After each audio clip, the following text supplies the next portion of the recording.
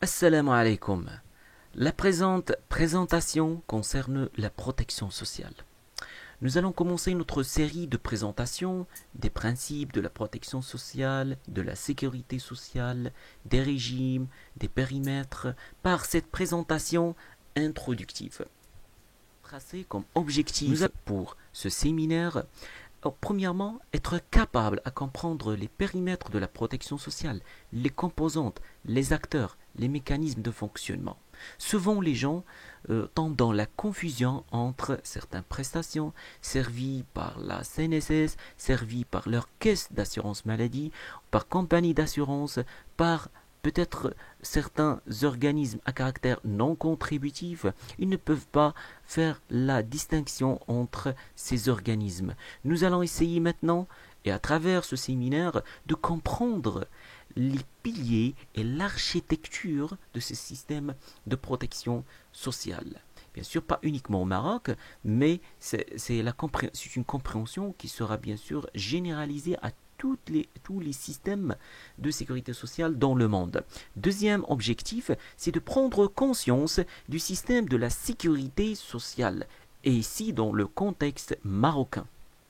Dernièrement, avoir la capacité à gérer la relation avec le plan. Le plan sera très diversifié et bien sûr nous commençons par les questions d'introduction. Notre objet de cette présentation, après un cadre juridique, par la suite, un système de protection sociale marocain, le système de sécurité sociale marocain, la population couverte, une présentation du régime spécifié de la CNSS et une présentation des prestations couvertes par le régime CNSS.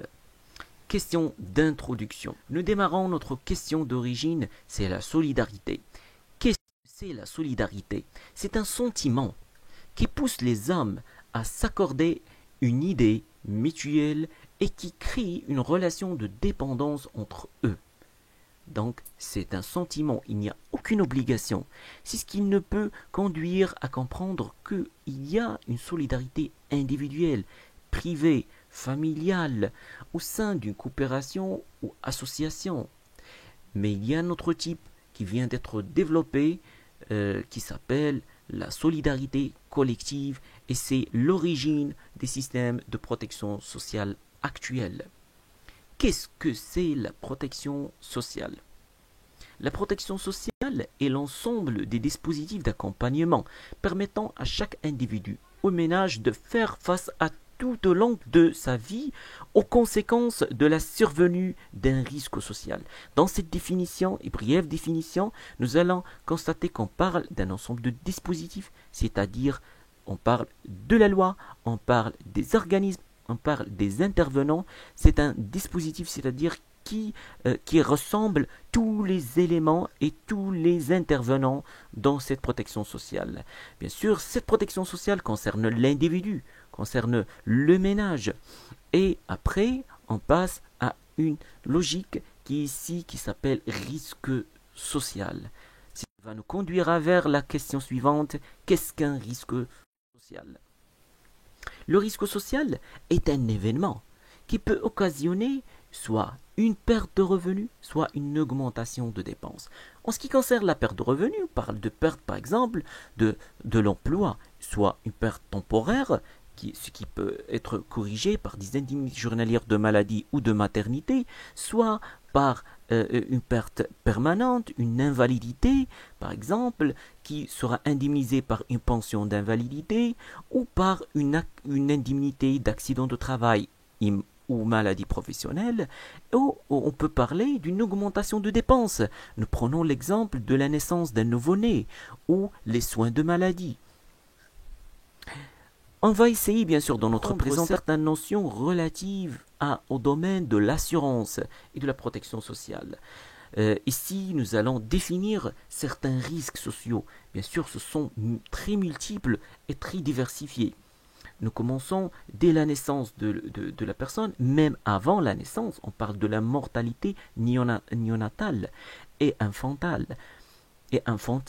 malnutrition, retard de croissance, abandon scolaire, maltraitance, abandon, négligence et exploitation. Au cours de la vie, on trouve que nous avons certains nouveaux risques sociaux qui viennent d'apparaître, le chômage, les accidents de travail, les maladies professionnelles. Et bien sûr, vous avez, comme vous pouvez remarquer, ce qui est en vert, la ligne en verte, ça concerne la moyenne. Mais des fois, ces risques peuvent augmenter et diminuer selon les événements qui peuvent toucher la personne ou l'individu. À la fin de la carrière, on peut parler de la dépendance qui est rattachée à une notion liée au retraité, c'est-à-dire le besoin d'un retraité à quelqu'un d'autre pour accomplir ses tâches quotidiennes. L'isolement, la précarité et la liste est infinie.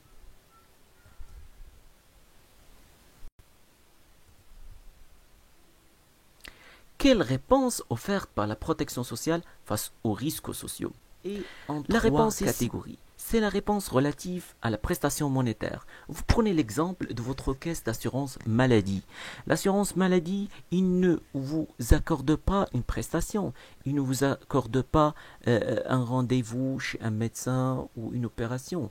Il vous accorde de l'argent après que vous avez accompli cette acte médical. Et bien sûr, après que vous avez payé l'acte médical, il vient de vous rembourser, à l'exception des prises en charge que vous payez uniquement le ticket modérateur. Et on va venir à ce terme de ticket modérateur pour le définir dans cette présentation. Donc la prestation monétaire est la prestation qui caractérise le régime de sécurité sociale et notamment les régimes à caractère contributif. Nous avons en deuxième lieu les prestations de services. Ce sont les prestations qui ne concernent pas de l'argent, dont les organismes de protection sociale vous donnent des prestations, vous accordent des prestations. À l'exemple des crèches, à l'exemple des maisons de retraite, et ainsi de suite. Ce sont des services rendus et ce sont des prestations accordées en contrepartie de, bien sûr, la précarité, le besoin, l'isolement de la personne bénéficiaire. Nous avons en troisième lieu la prévention. Et si c'est une notion plus développée de la protection sociale, elle est à caractère préventif.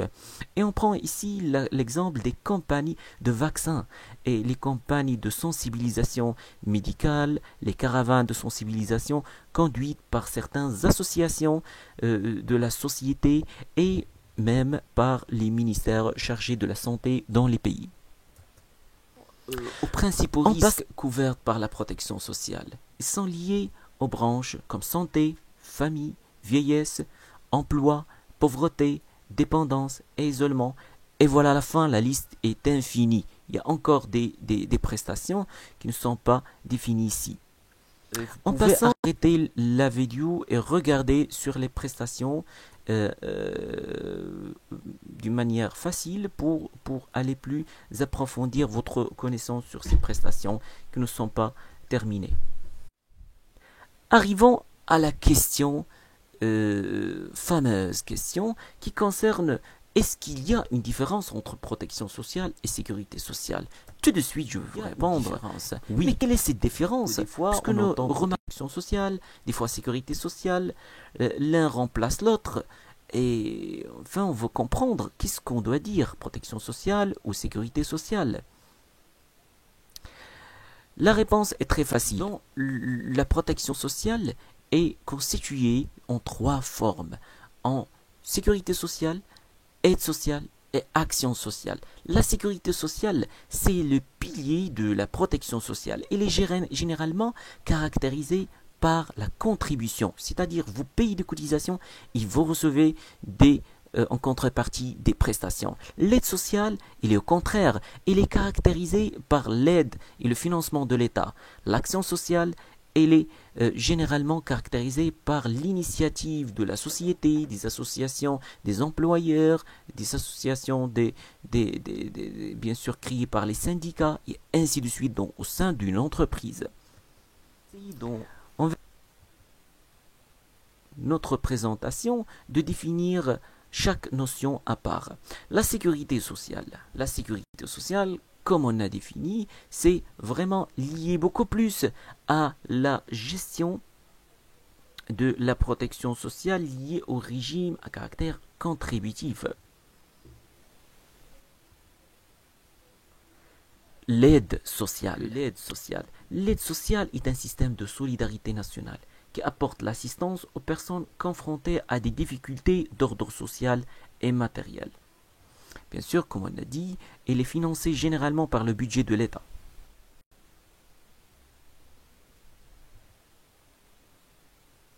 L'action sociale. Là, l'action sociale, elle est généralement constituée sans avoir un cadre juridique obligatoire. C'est un ensemble d'initiatives portées par des associations des œuvres sociales et par des comités d'entreprise. C'est généralement lié à l'entreprise et au climat social qui règne dans cette entreprise.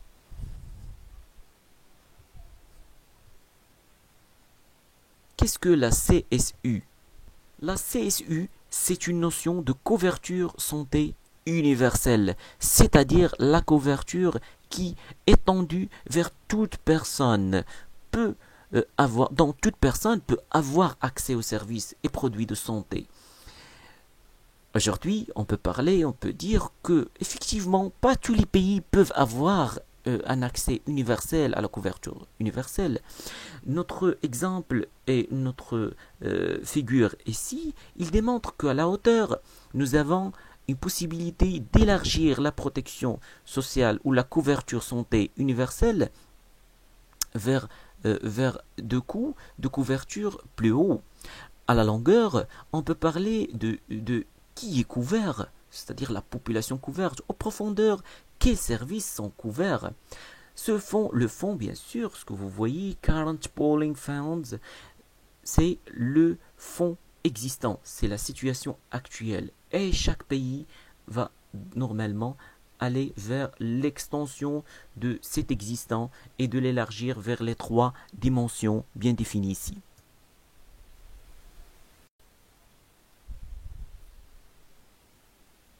Qu'est-ce que le ticket modérateur? Nous arrivons à ce ticket modérateur. Mais définissons bien sûr ce terme qui est lié à la sécurité sociale et notamment à la couverture médicale. Nous avons une partie de dépenses réelles, frais médicaux. Ces frais médicaux engendrés et payés par la personne qui peut comporter la tarification nationale, qui est le coût défini par l'État de la prestation, mais également il peut être augmenté par un dépassement d'honoraires.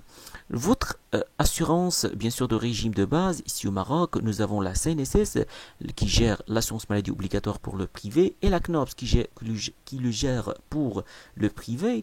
Il vous paie, selon la tarification nationale, un pourcentage, 70%, et il va être augmenté pour devenir 80% avec une nouvelle décision. Le ticket modérateur, c'est la partie qui reste de cette tarification nationale. Cette partie du ticket modérateur peut être payée par votre régime complémentaire si vous êtes adhéré à une compagnie d'assurance pour le régime complémentaire. Sinon, vous devrez le payer par votre propre argent. Le dépassement d'honoraires peut également être couvert par le régime complémentaire si votre police d'assurance le prévoit. Le taux de sinistralité. C'est le dernier terme que nous allons définir. C'est très simple. C'est un taux qui est là pour assurer la gestion et bien sûr des assurances privées. Il démontre la réalité de chaque branche. Est-ce qu'il est gagnante pour l'assurance ou la compagnie d'assurance ou non? Et c'est l'équation et c'est le ratio financier relatif au montant de sinistres à dédommager et celui des primes encaissées. L'équilibre devant vous, la balance devant vous, il démontre que ça doit être que les primes encaissées dépassent le montant des sinistralités dédommagées par l'assurance, c'est-à-dire payées par l'assurance. Dans ce cas, on peut parler d'une solvabilité de l'assurance et d'un gain réalisé par cette compagnie d'assurance. Le taux de sinistralité est très intéressant parce qu'il permet à la compagnie d'assurance d'aménager leurs tarifs et primes, ajuster les provisions techniques, adapter les clauses de contrat, promouvoir la prévention, définir leur politique de réassurance et voir détermination des risques assurables. À la fin, et je vous attends pour suivre le cadre juridique dans la partie suivante de cette présentation. Et à la prochaine.